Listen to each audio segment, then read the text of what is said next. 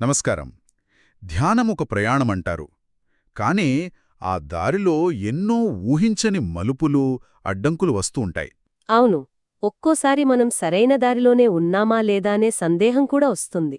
సరిగా అదే. ఈ రోజు మన దగ్గర అలాంటి ప్రయాణంలో ఎదురయ్యే కొన్ని నిజమైన ప్రశ్నలు, వాటికి ఒక అనుభవజ్ఞుడైన భిక్షువు అంటే ఒక మార్గదర్శి ఇచ్చిన సమాధానాలున్నాయి. ఖచ్చితంగా ఈ సమాచారమంతా సాధనలో చాలా ఏళ్లుగా ఉన్న ఒక భిక్షువుతో నేరుగా మాట్లాడిన సాధకుల అనుభవాల నుంచి వచ్చింది. అంటే ఇది సిద్ధాంతం కాదు, పూర్తిగా ఆచరణకు సంబంధించిన విషయం. అవును. ఆచరణలో ఎదురయ్యే సవాళ్లు గురించే ఈ చర్చ. అయితే మొదటి అడ్డంకితోనే మొదలు పెడదాం. చాలామంది ధ్యానంలో కూర్చోగానే ఎదుర్కొనేది నిద్రమత్తు. అవునవును. కళ్ళు మూసుకోగానే మనసు ప్రశాంతంగా అవ్వాల్సింది పోయి బరువెక్కిపోతుంది. దీని గురించి సాధకులు అడిగినప్పుడు ఆ భిక్షు ఏం చెప్పారు? ఇది చాలా సాధారణమైన సమస్య. దీనికి ఒక ప్రత్యేకమైన పదం కూడా ఉంది. థీనమిద్ద అంటారు. అంటే మానసికమైన బడలిక, మత్తు. తీనమిద్ద. అవును. ఆయన దీన్ని ఒక శత్రువుగా పోల్చారు. మనసు మీద ఒక బరువైన తడి దుప్పటి కప్పేసినట్లు ఉంటుందని వర్ణించారు. తడి దుప్పటి? ఆ పోలిక చాలా బావుంది. దాని బరువు కింద నలిగిపోతున్నట్లనిపిస్తుంది. సరిగ్గా అలాగే. దీనివల్ల మనసు స్పష్టతను కోల్పోయి జడంగా మారిపోతుంది. దీంతోపాటే ఇంకో శత్రువు కూడా ఉంటుందని అంటారు కదా, మనసు ఒకచోట అస్సలు నిలవకపోవడం. అవును. రెండవ శత్రువు ఉద్దచయ. అంటే మనసు నిలకడ లేకుండా చెల్లచెదులుగా పరిగెత్తడం. ఓ. ఆ భిక్షువు దీన్ని ఒక గదిలో చిక్కుకున్న ఈగతో పోల్చారు. ఈగతోనా? అవును. అది ఎప్పుడూ ఒకచోట నిలవకుండా గిరిగిరా తిరుగుతూ గోడలము గుద్దుకుంటూ ఉంటుంది. మన మనసు కూడా అలాగే గతం భవిష్యత్తు మధ్య తిరుగుతూ ఉంటుంది. నిజమే. ఈ రెండూ ధ్యానానికి పెద్ద ఆటంకాలు. చాలా పెద్ద ఆటంకాలు. మరి రెండు శత్రువులను ఎదుర్కోవడానికి ఆయన సూచించిన మార్గమేమిటి? ముఖ్యంగా ఆ తీనమిద్ద అనే నిద్రమత్తుని ఎలా జయించాలి? కూర్చున్నప్పుడు నిద్రమత్తు ఆవరిస్తుంటే వెంటనే లేచి నడక ధ్యానం అంటే సక్మన చేయమని ఆయన సలహా ఇచ్చారు. ఓహో, అంటే ఆసనం మార్చడమన్నమాట. అవును. ఇది కేవలం శారీరక వ్యాయామం కాదు. నడకలోని ప్రతీ కదలికపైన పూర్తి ఎరుకతో ఉండటం. అంటే ఎలా? పాదాన్ని పైకి లేపడం, ముందుకు కదపడం, కింద ఉంచడం. ఈ 3 ప్రక్రియలను స్పష్టంగా గమనించాలి. సరే. మొదట్లో మనసు నిలవడానికి లేపుట, కదుపుట, ఉంచుటాని మనసులోనే అనుకోవడం సహాయపడుతుంది.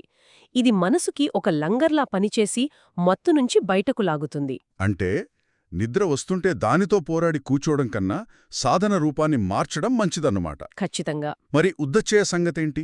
ఆగిపోకుండా పరిగెత్తే మనసును ఎలా పట్టుకోవాలి? ఇక్కడ చాలా ముఖ్యమైన సూత్రం చెప్పారు. మనసు పక్కకు వెళ్ళినప్పుడు దాంతో పోరాడకూడదు, దాన్ని ద్వేషించకూడదు, దానిపై విసుక్కోకూడదు. కాని సహజంగా అదే కదా జరుగుతుంది మళ్ళీ మనసు పక్కకెళ్ళిపోయింది అనిపిస్తుంది. అవును. కాని అలా జరగకూడదు. అది మనసు సహజ స్వభావమని గుర్తించాలి. ఎప్పుడైతే మనసు పక్కకు వెళ్ళిందని గమనిస్తామో ఆ గమనించడమే సాధన. ఆ గమనించడమేనా? అవును. ఆ క్షణంలో ఎంతో సున్నితంగా ఒక పసిపిల్లాడిని దగ్గరికి తీసుకున్నట్లుగా తిరిగి మనస్సును శ్వాసమీదుకో లేక నడకమీదుకో తీసుకురావాలి. అంటే మనసు పక్కకు వెళ్లటం ఒక వైఫల్యం కాదు, అది మన ఎరుక అనే కండరానికి వ్యాయామమిచ్చే అవకాశం లాంటిది. సరిగ్గా చెప్పారు. ప్రతిసారి దాన్ని తిరిగి తీసుకురావడం ఒక బైసప్ కర్ల్ చేసినట్లు. ఆ పోలిక బాగుంది. ఆ తిరిగి తీసుకువచ్చే ప్రక్రియనే పదే పదే చేయడం ద్వారా మనస్సు క్రమంగా బలపడుతుంది, నిలకడగా ఉండటం నేర్చుకుంటుంది.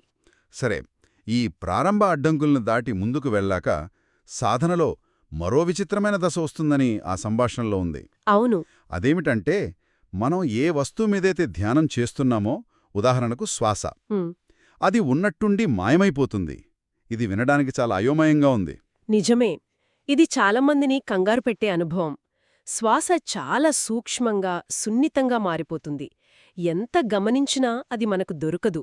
అప్పుడు అయ్యో, నా ఏకాగ్రత పోయింది, నా సాధన వెనక్కెళ్ళిపోయింది అని ఆందోళన చెందుతారు కదా. ఖచ్చితంగా. కాని ఆ భిక్షువు చెప్పింది దీనికి పూర్తిగా వ్యతిరేకం. ఇది పురోగతికి ఒక స్పష్టమైన చిహ్నం. పురోగతికి చిహ్నమా? అది ఎలా?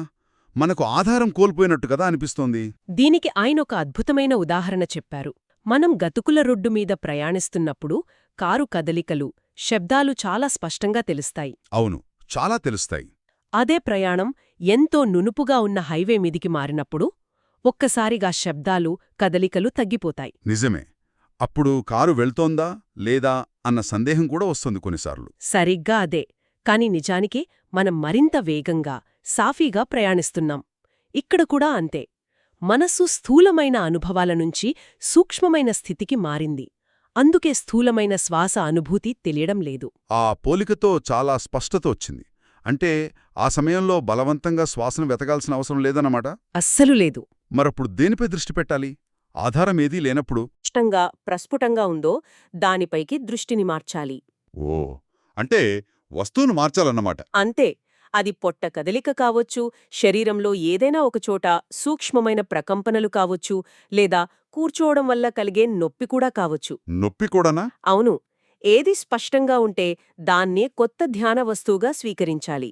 మీరు నొప్పి ప్రస్తావన తీసుకొచ్చారు. ఇది ధ్యానంలో అతిపెద్ద సవాలు. గంటల తరబడి కూర్చున్నప్పుడు మోకాళ్లలోనో నడుములోనో వచ్చే నొప్పిని తట్టుకోవడం చాలా కష్టం. చాలా కష్టం. చాలామంది ఆ నొప్పి రాగానే కదిలిపోతారు, లేదా ధ్యానం ఆపేస్తారు. అవును.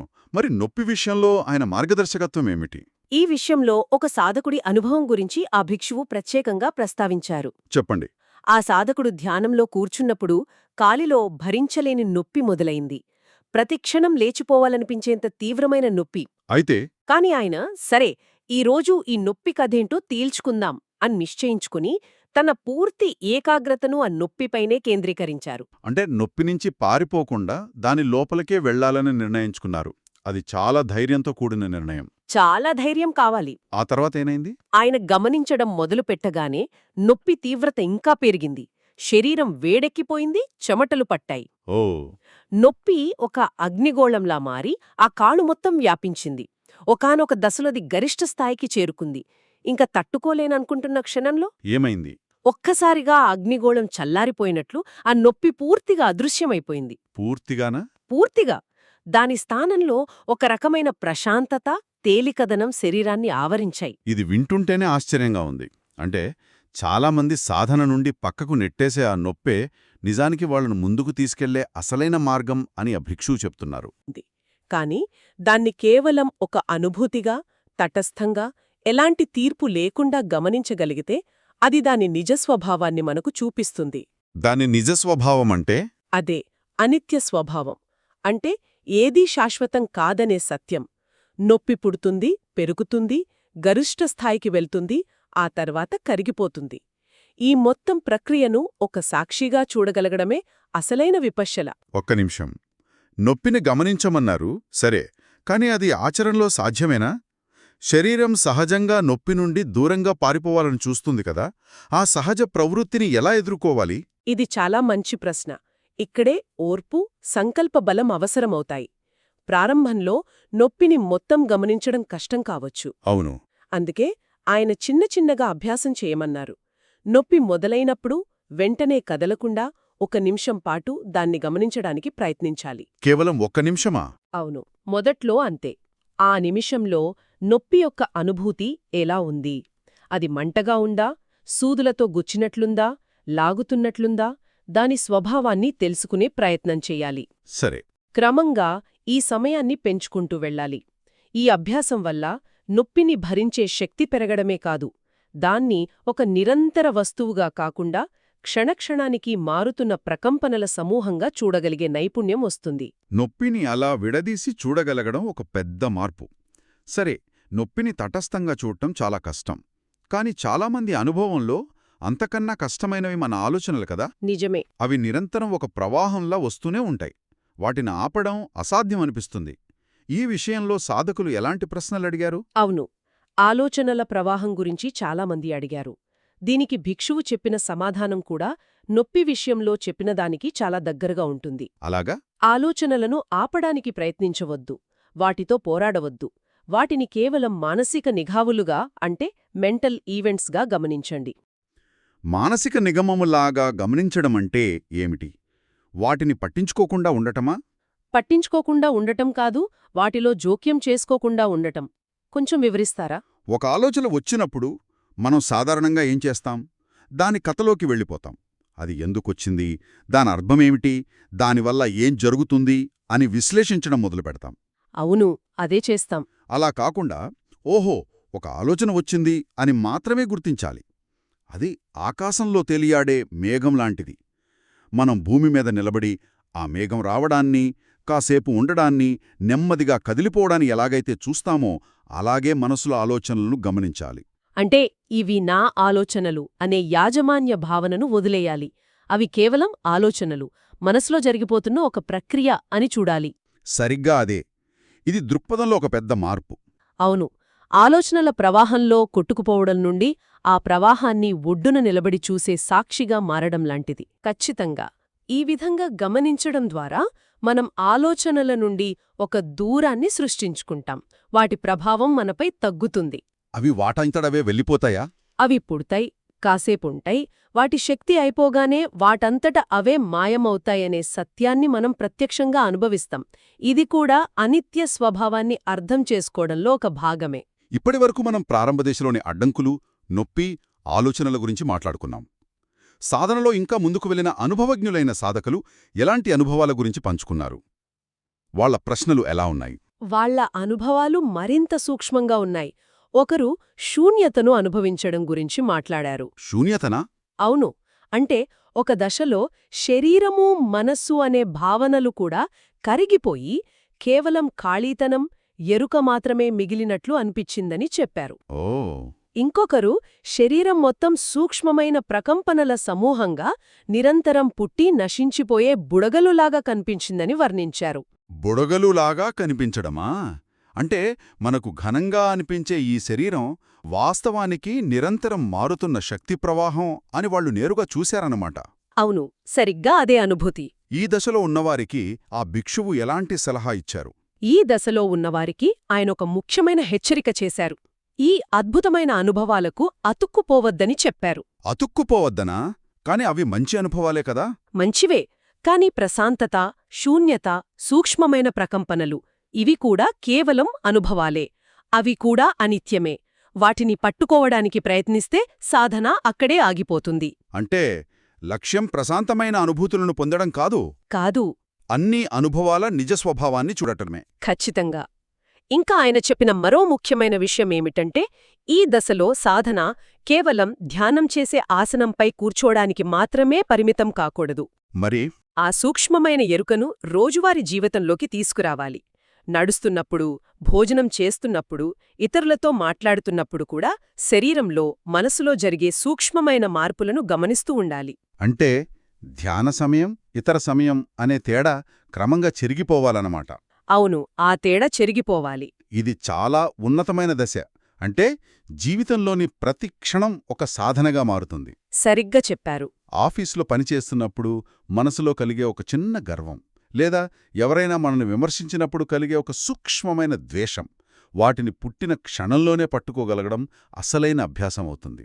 అవును, అసలైన యుద్ధరంగం బయట కాదు, మన లోపలే ఉంటుంది.